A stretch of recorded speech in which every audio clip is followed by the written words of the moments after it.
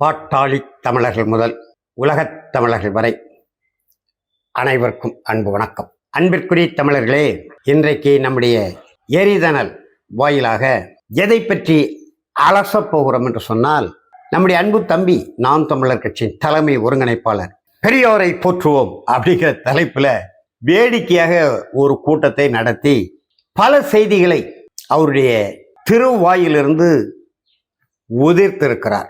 நிறைய தமிழ் சான்றோர்கள் படங்களை எல்லாம் போட்டு இவர்கள்தான் எங்களுக்கு பெரியார்கள் என்று அடையாளம் காட்டியிருக்கிறார்.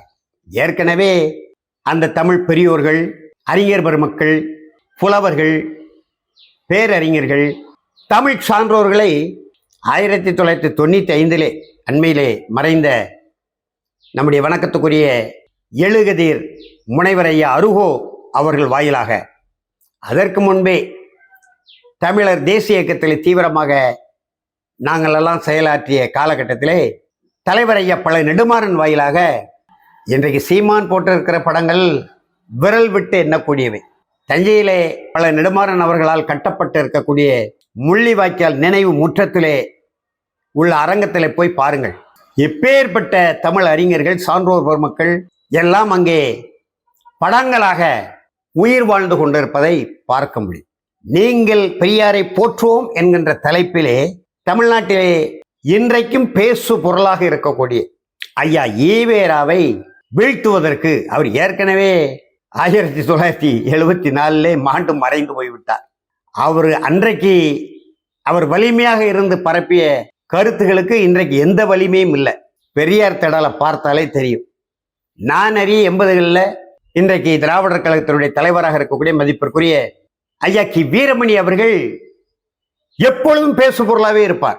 எல்லா இடங்களிலும் ஐயா கி வீரமணி அவர்கள் முழங்குகிறார், பேசுகிறார், அங்கே வருகிறார், இங்கே வருகிறார் என்று எழுத்தோவியங்கள், சுவர் ஓவியங்கள், சுவரொட்டிகள் தமிழ்நாடு முழுவதும் ஒட்டப்படும். நாள்தோறும் ஒரு அறிக்கையை கொடுத்து கொண்டிருப்பார். ஆனால் இன்றைக்கு அவரே எங்கே இருக்காருன்னு யாருக்கும் தெரியல. அந்த பெரியார் திடல் என்று ஐயா ஈவேரா அவர்கள் குவித்து வைத்து சென்றுள்ள அந்த சொத்துகளின் பாதுகாவலராக இருக்கிறார். அவ்வளவுதான். விடுதலையெல்லாம் இப்ப யாரும் படிக்கிறது கிடையாது. அப்படியானால் அவரே ஐயா ஈவேரா செத்து மாண்டு மடிந்து போய்விட்டார். அவருக்கு இன்னைக்கு உயிர் கொடுத்து கொண்டிருப்பது இந்த சீமான் தான். தேவையில்லாம சீமான் அவர்கள் சொல்லி ஒரு 2 மாதங்களுக்கு முன்னால் பாக்கியா என்று சொல்லக்கூடிய பாக்கிய ராஜன் ஈவேராவை யாரும் கொச்சைப்படுத்தாது என்று ஒரு அறிக்கையை கொடுத்தார். அந்த அறிக்கையெல்லாம் சமூக வலைதளங்கள்ல இன்னமும் ஓடிக்கொண்டுதான் இருக்கு. ஈவேராவை பற்றி யாரும் விமர்சனம் செய்ய வேண்டாம், அவரை கொச்சைப்படுத்த வேண்டாம், இழிவுபடுத்த வேண்டாம் என்று நாம் தமிழர் கட்சியின் தலைமையிலிருந்து பாக்கியராஜன் அறிக்கை கொடுத்தார். பிறகு இதற்கு இந்த தலைப்புல கூட்டம், அதற்கு தமிழ் அறிஞர்கள் படத்தையெல்லாம் வைத்து எல்லா படத்தையும் வைத்தீங்க. செந்தமிழன் சீமான் அவர்களே சீமானுக்கு பின்னால் இருந்து இயங்கிக் கொண்டிருந்து கட்சியை கைப்பற்ற நோக்கங்களே நம்ம தம்பி ஜெகதீச பாண்டியன் தான் சொல்றார். ஜெகதீச பாண்டியன் இன்னைக்கு அவர் ஒரு கட்சியில போய் சேர்ந்துட்டான். மக்கள் உடன்பாடு இல்லை. வாழ்வுரிமை கட்சியில் இருந்தாரு தம்பி வேல்முருகன் அவர்களோடு. என்ன நடந்ததுன்னு தெரியவில்லை. தம்பி வேல்முருகன் அவர்கள் ஜெகதீச பாண்டியனை கட்சியிலிருந்து நீக்கி வெளியேற்றி விட்டார். வெளியேற்றி விட்ட ஜெகதீச பாண்டியன் ஒன்று அன்புமணிக்கிட்ட சேர்ந்திருக்கலாம், அல்லது மருத்துவர் ஐயா கிட்ட சேர்ந்திருக்கலாம், இல்லை திருமாவளவன்கிட்ட சேர்ந்திருக்கலாம், அல்லது திராவிட இயக்கத்தில் கூட சேர்ந்திருக்கலாம். அதை பற்றி ஒன்றுமில்லை. ஏதாவது பதவி நலன்களை அடையலாம். அதை விட்டு தற்கொலை கூட்டத்தில் போய் சேர்ந்துட்டார். அப்ப என் தம்பி ஜெகதீச பாண்டியனுக்கும் நாக்கு வணிகர் நாஞ்சில் சம்பத்துக்கும் வேறுபாடு இல்லாமல் போய்விட்டது. அந்த ஜெகதீச பாண்டியன் சொல்கிறார், சாட்டை துரைமுருகன் என்னமெல்லாம் சொல்லி கொண்டு வந்திருக்கிறார்.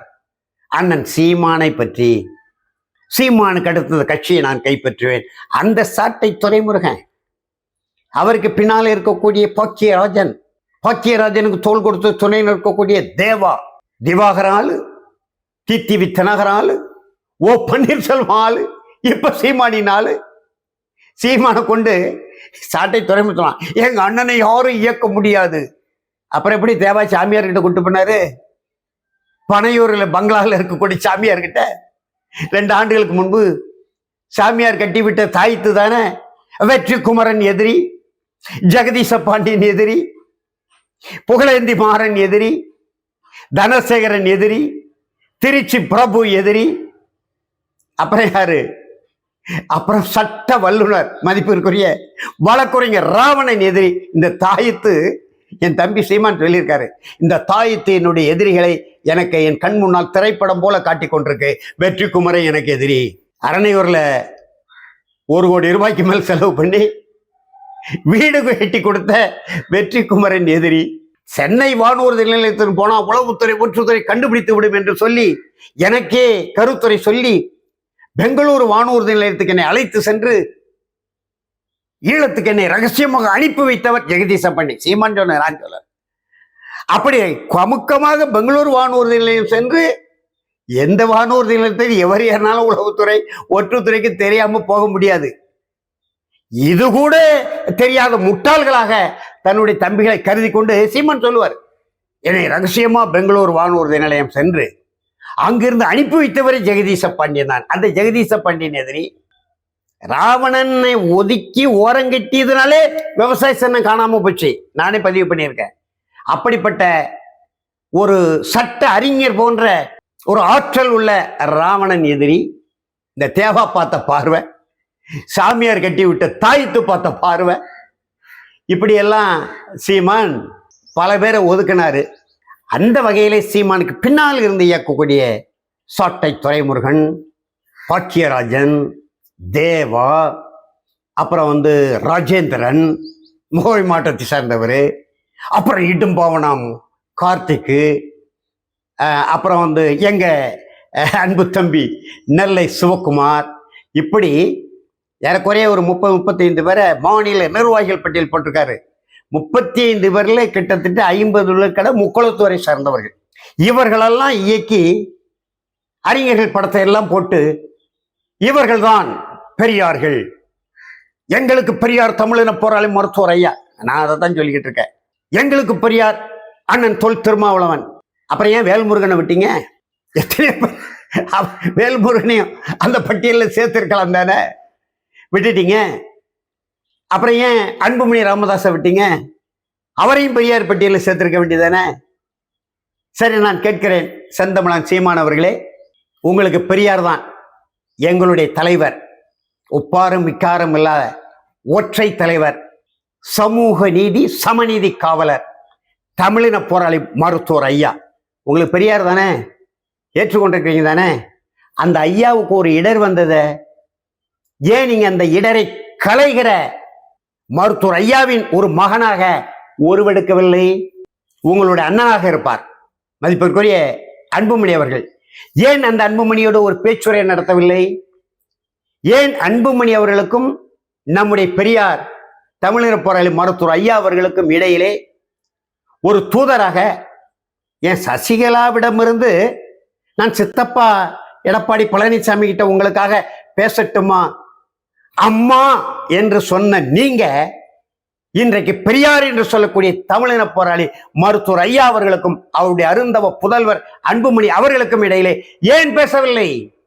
தமிழ் குடிகள் அண்ணன் திருமாவளவனோடு மோதுவதற்கான அரசியல் கட்சி தொடங்கி இருக்கிறேன் என்று சொல்றீங்க. சரி, வேண்டாம், உண்மைதான், ஒத்துக்கொள்வோம். 2 பெரும் குடிகள், தூய தமிழ் குடிகள், மண்ணின் மைந்தர்கள், பச்சை தமிழர்கள், தொல் திருமாவளவன் தலைமையேற்ற விடுதலை சிறுத்தைகளை சார்ந்த குடும்பங்களும் குடிகளும், சமூக நீதி சமநீதி போராளி தமிழின போராளி மருத்துவர் ஐயா அவர்கள் தலைமையேற்ற வேளாண் மரபை சார்ந்த பச்சை தமிழர்களான வன்னியகுடி தமிழர்களின் குடும்பங்களும் குடிகளும் கடந்த 15 ஆண்டு காலமாக கடும் மோதல்களுக்கு உள்ளாகி ஒட்டவே முடியாது, எக்காலத்திலும் கூட்டணியை சேர மாட்டேன் என்று சொல்லுகிற உங்களுடைய பெரியார் தம்பி தொல் திருமாவளவன் அவர்களுக்கும் நம்முடைய தமிழின போராளி மருத்துவர் ஐயா அவர்களுக்கும் இடையிலே ஒரு தூதராக நீங்கள் இருந்து இந்த 2 பெரியார்களையும் தமிழ் குடிகளுக்காக, தமிழ் மொழிக்காக, தமிழ்நாட்டின் மண் உரிமைக்காக நீங்க ஏன் ஒரு ஒற்றரை போல் இருந்து 2 பக்கமும் பேச்சுரை நடத்தி ஒரு சுமூக நிலையை உங்களால் கொண்டு வர முடியவில்லை சீமான்? அப்படியானால் தமிழின போராளி மருத்துவர் ஐயா அவர்கள் எனக்கு பெரியார், எழுச்சி தமிழர் தொல் திருமாவளவன் என் அண்ணன் அவர்கள் எனக்கு பெரியார் அப்படின்னா, திராவிடம் செய்கிற அந்த மாயாஜால அரசியல் மூலம் திருமாவளவன் தலைமையேற்ற அந்த தமிழ் குடிகள் வாக்குகளையும், தமிழின போராளி மருத்துவர் ஐயா அவர்கள் தலைமையேற்ற வன்னியகுல தமிழர்களின் வாக்குகளையும் தட்டி பறிக்கிற வேலையை இந்த பெரியார் பட்டம், திருமாவளவனும் பெரியார், தமிழின போராளி மருத்துவர் ஐயாவும் பெரியார், இந்த சொல்லாடுகளின் மூலம் திராவிட இயக்கங்கள் எந்த சொல்லாடுகள் அவங்க வேறு சில வகையில வருவாங்க. அதாவது பொய்யை பிடித்து வைத்து பேசினால் உண்மை நின்னுகிட்டு திணறும்னு தஞ்சாவூர்ல ஒரு பழமொழி உண்டு. அது மாதிரி வேறொரு வகையில அவர்கள் மடைமாற்றி சொற்களை கையாளுவார்கள்.